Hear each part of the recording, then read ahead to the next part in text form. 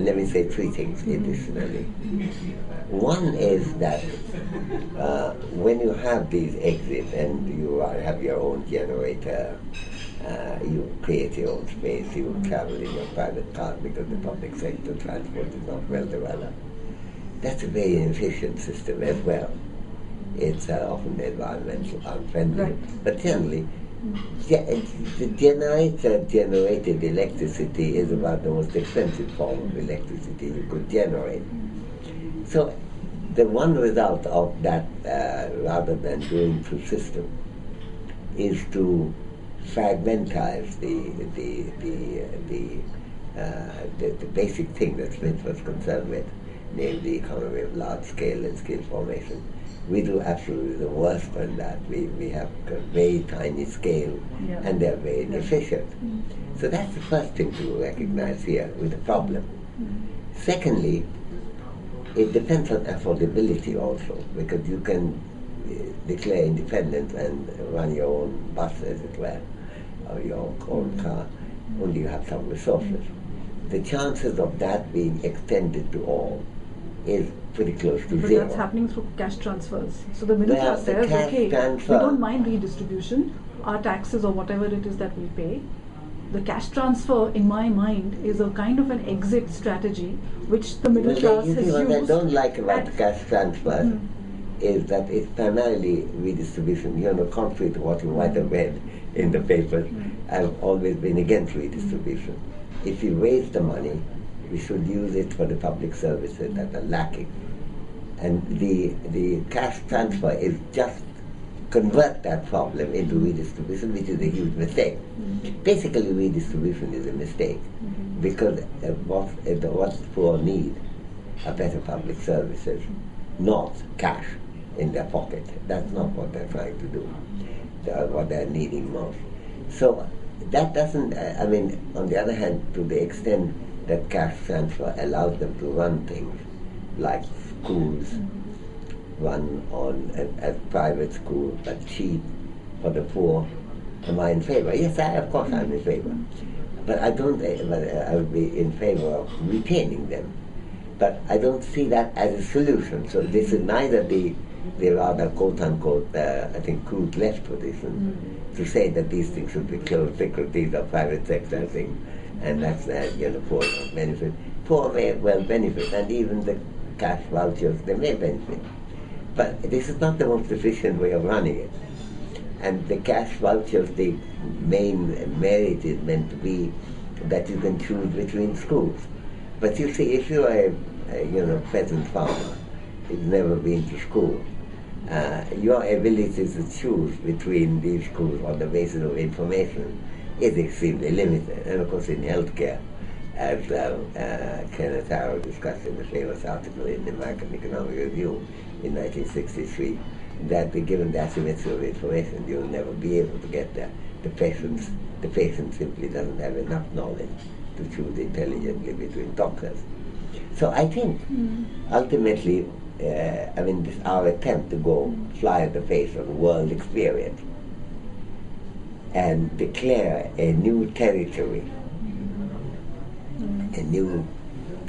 on the moon is unlikely to work. This is not how the Europeans did it. This is not how the Americans did it, as far as education is concerned.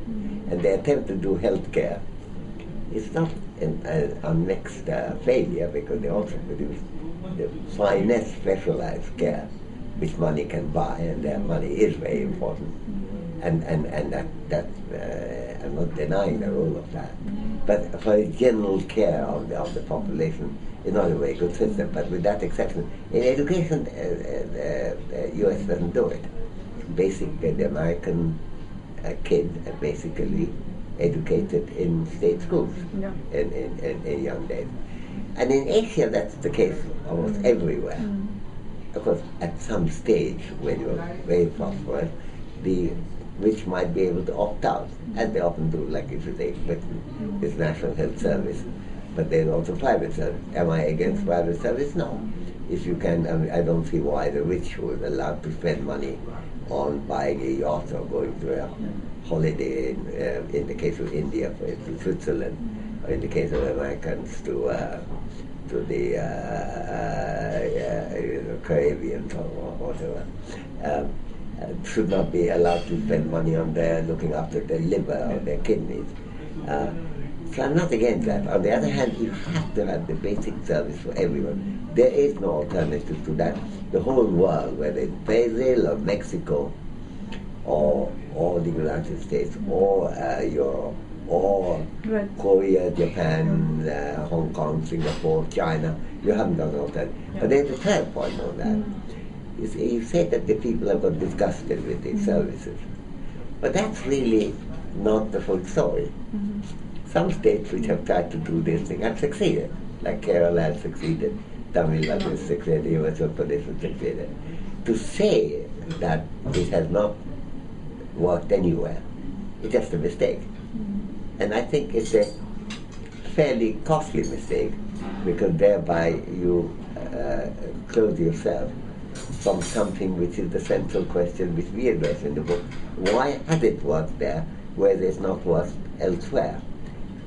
So the approach that we are trying to take in the book is to find out why it works there, why it works in China, why it works in Bangladesh, why it worked in Japan a long time ago, and similarly, why did it work in Kerala when they started on that in the middle of the 20th century, and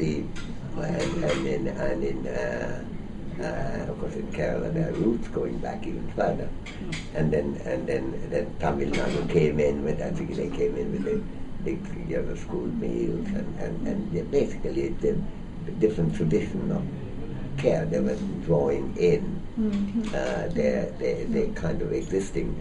I think of people like Dr. Sanjeevi, for example, setting up his own hospital. It's a private hospital, but cost depends on your income. It's a completely innovative thing. It's very difficult to maintain, but once it established that, he was wanting a public service that would work. And actually Tamil Nadu ended up doing that. So if it worked in Tamil Nadu, why can't it work in UP? What's going on?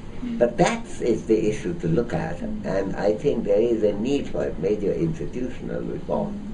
Accountability just doesn't come by wishing for accountability. You have to have a system, an institution. The license lodge was an enormous feeder of corruption. That, to a great extent, has gone and could be made to go even further.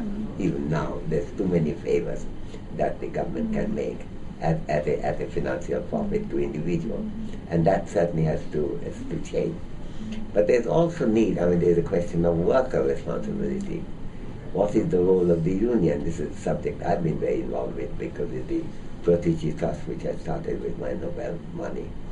We work on running schools and running hospitals. And there you need the cooperation of the school teachers union and the public health workers union. But that requires on one side recognizing them rather than seeing go away, and we would like to eliminate you if we can. On the other side, not accepting that their right to work only in their own interests and not in the interests of school kids or patients. So I think we need a major transformation, nothing short of a revolution of some kind, not an armed revolution, but a revolution primarily in thinking, and then ultimately carrying it out. But if I'm not pessimistic, it's because we haven't done the thinking at all. And only when if we have thought through and failed, then we could say it can't work.